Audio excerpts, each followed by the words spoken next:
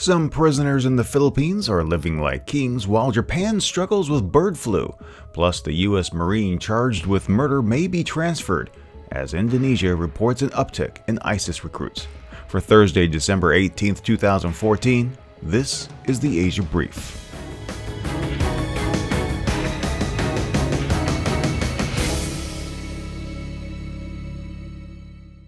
Sex, drugs, and rock and roll is how the saying goes, and for elite inmates of the Philippines' Bilibid prison, a way of life.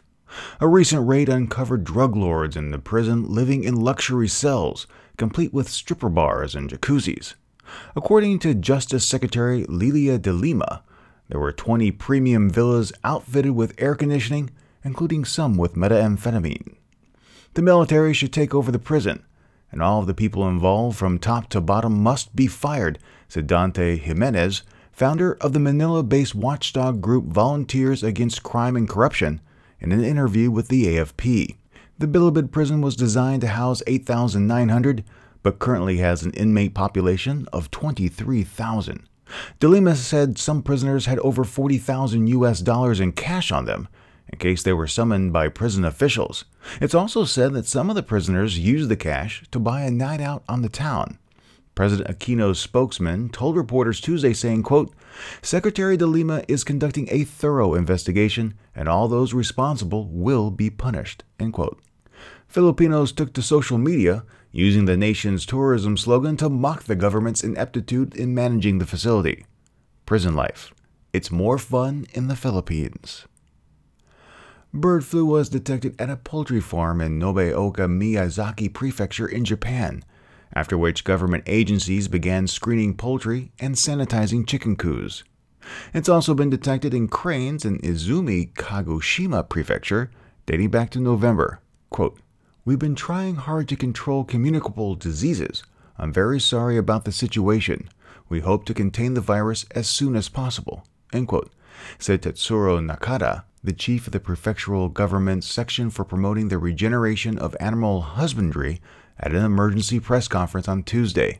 In 2011, a bird flu outbreak was responsible for an economic loss of 10 billion yen in the region. Kagoshima Prefectural government also held an emergency meeting to discuss how best to prevent the virus's spread.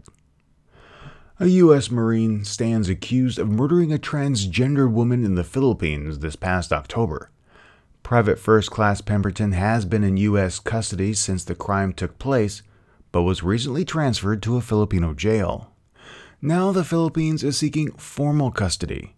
The incident sparked a wave of anti-American sentiment in the port town of Olongapo, but in a statement, the United States Embassy said, "In accordance with the U.S.-Philippine Visiting Forces Agreement, the United States has a right to retain custody of a suspect from the commission of the alleged offense until the completion of all judicial proceedings. The United States will continue to work closely with the Philippine government to ensure justice is served and the rights of all persons are protected."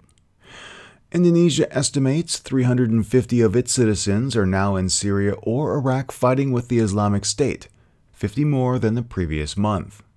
Wawan Purwanto, an expert with the Anti-Terrorism Management Agency, said that most are not coming from Indonesia itself, but rather from countries abroad where they are working.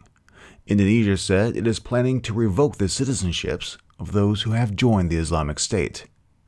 Complete information on all of these stories can be found in the show notes, and if you enjoyed today's podcast, I hope you'll share it with your friends. You can subscribe to this and other podcasts on our website. Just click the tab at the top that says subscribe, or those big iTunes and Stitcher buttons. Subscribing is free, and when you do, the next episode is delivered automatically to you. Get ready for a full digest of the week's news with Asian News Weekly tonight at 12:01 a.m. Next week is Christmas, and I'll be taking the week off. The Asia Brief will return on Monday, December 29th.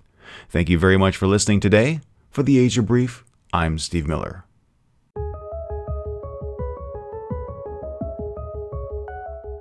The Asia Brief is licensed under a Creative Commons Attribution 4.0 International License.